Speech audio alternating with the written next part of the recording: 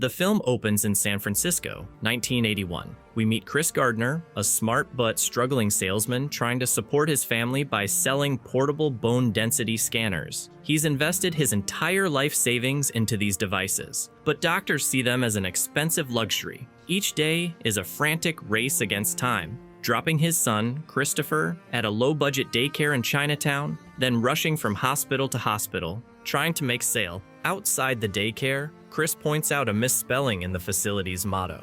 It's an I-E in happiness. There's no Y in happiness.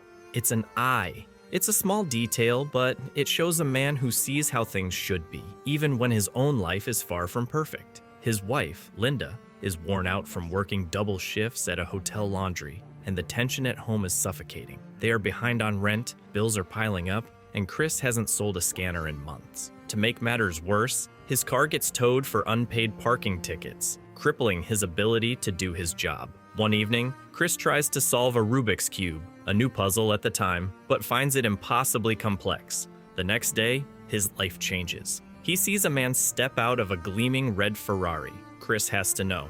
He asks the man 2 questions. What do you do, and how do you do it? The man replies, I'm a stockbroker. Chris assumes it requires a college degree, but the man explains it's about being good with numbers and people. A seed is planted. Chris looks around at the bustling financial district, at people who seem genuinely happy, and wonders, why can't I be like that? He goes home and tells Linda he's applying for an internship at a prestigious brokerage firm, Dean Witter Reynolds. Linda scoffs at the idea. A stockbroker? It sounds like a childish fantasy when they can barely afford groceries. The fight is bitter. She wants him to sell the remaining scanners and get a stable job, but Chris is chasing a dream for his family. Determined, Chris heads to the Dean Witter office to submit his application. Not wanting to look like a desperate salesman, he leaves his last scanner with a street performer, promising her a few bucks when he returns. Inside, he learns that the internship program is incredibly competitive. As he's filling out the application, he looks out the window and sees the street performer running off with his scanner. Chris bolts out of the office, chasing her through crowded streets and down into a subway station, but she escapes onto a departing train. He's lost another $1,000 machine, another month's worth of potential income. Weeks go by with no word from Dean Witter. One day, Chris spots the head of HR, Jay Twistle, hailing a cab. Seizing the opportunity, Chris claims he's heading in the same direction and offers to share the ride. Inside the taxi, Jay is struggling with a Rubik's Cube. Chris, seeing his chance to stand out, confidently says, I can solve that. Skeptical, Jay hands it over. As Chris twists and turns the cube, explaining his method, he solves it just as the taxi reaches Jay's destination. Jay is stunned and impressed, but leaves Chris to pay the fare. With only a few dollars to his name, Chris tells the driver to take him a few more blocks. When the car stops, he makes a run for it but realizes he's left his other scanner in the cab. He sprints back, grabs the machine, and narrowly escapes the furious driver by diving into a subway station. But as the train doors close, the scanner is knocked from his grasp and left behind on the platform. He returns home to an empty apartment. Linda has left him, and she's taken their son. The phone rings. It's Jay Twistle, offering him an interview. In the empty, silent apartment, Chris can't even find a pen to write down the number and has to burn it into his memory. The next day, he finds Linda and confronts her. He's heartbroken, but he makes one thing clear. Christopher is staying with him. Now a single father, Chris's problems multiply. The landlord demands the rent, and Chris, desperate for more time, offers to paint the entire apartment in exchange for a 1-week extension. The landlord agrees.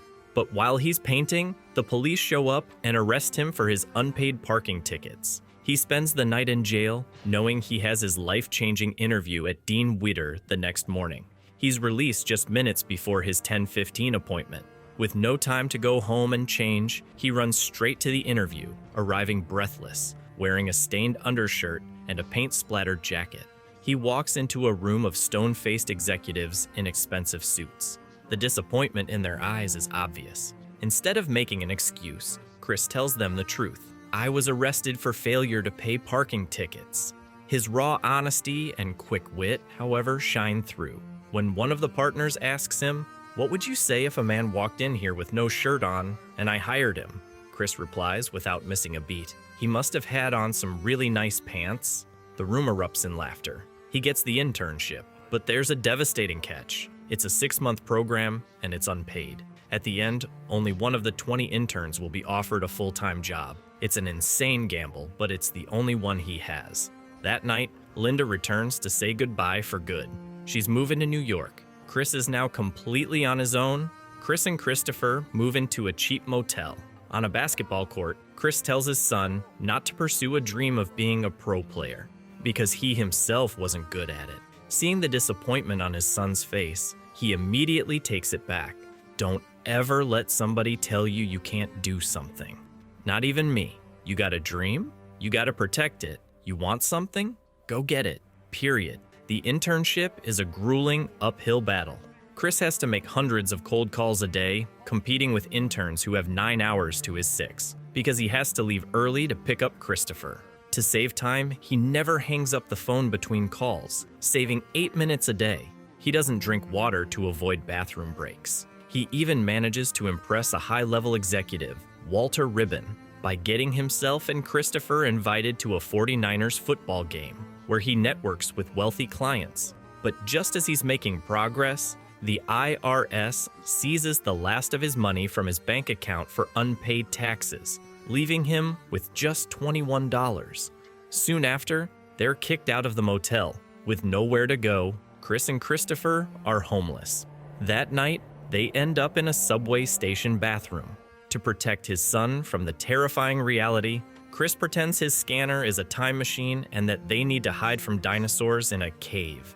As Christopher sleeps in his lap on the cold tile floor, Chris breaks down, silently crying as strangers pound on the locked door. They begin a new, desperate routine, rushing from the daycare to stand in line at a homeless shelter, hoping to get a bed for the night. Chris brings all their belongings to work in a suitcase, inventing new stories every day about where he's going.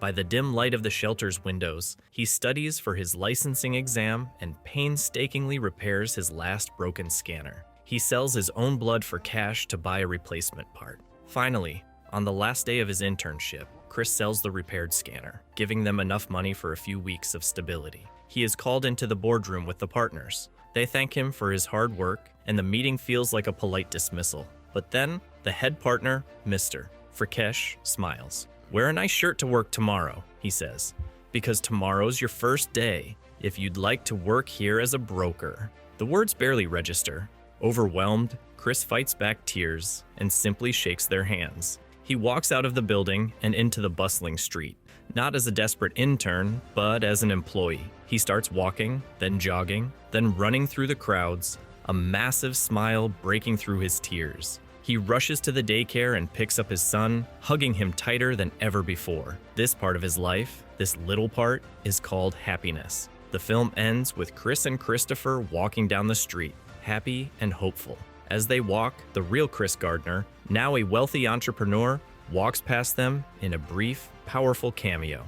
An epilogue reveals that Chris went on to found his own multi-million-dollar brokerage firm, changing his family's life forever. Thank you for watching. If you enjoyed this recap, please hit that subscribe button for more videos like this. And be sure to check out the movie recap coming up on your screen now. You are going to love it too. I'll see you there.